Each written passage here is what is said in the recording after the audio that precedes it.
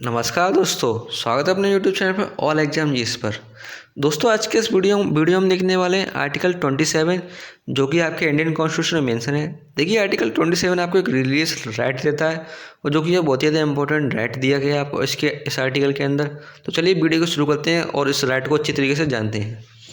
देखिए 27 आपको देता है freedom as to payment of taxes for promotion of any particular religion.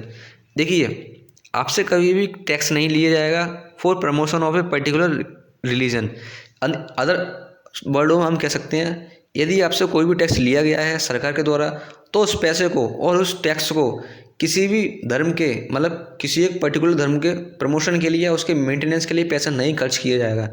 जैसा कि उदाहरण के तौर पर आप समझ सकते हैं राम मंदिर अभी अयोध्या में बनाया जा रहा है तो सरकार अपने फंड में से बहुत सारा पैसा निकाल के उस राम मंदिर को अलॉट नहीं कर सकती है क्योंकि इसे अनफेयर माना जाएगा। क्योंकि हमारा देश एक सेकुलर स्टेट है क्योंकि जो सभी धर्मों को बराबर मानता है।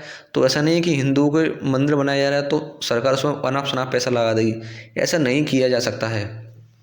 ये आर्टिकल 27 कहता है।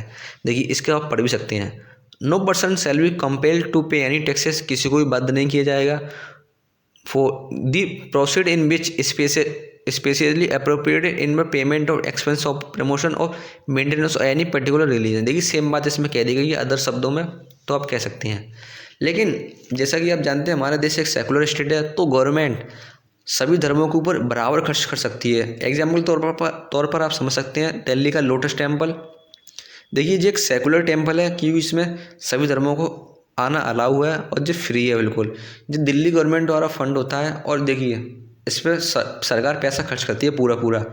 तो आप कहेंगे कि ये रिलीजियस के लिए है, लेकिन आप देखिए ये किसी एनी पर्टिकुलर रिलीजन के लिए नहीं है, जिस सभी धर्मों के लिए बराबर खर्च किया जा रहा है तो सभी को इसमें अलाउ है, चाहे हिंदू हो चाहे मुस्लिम हो सभी इसमें अलाउ है, इसमें कोई दिक्कत नहीं है क्योंकि हमारा देश एक सेकुलर स्टेट है।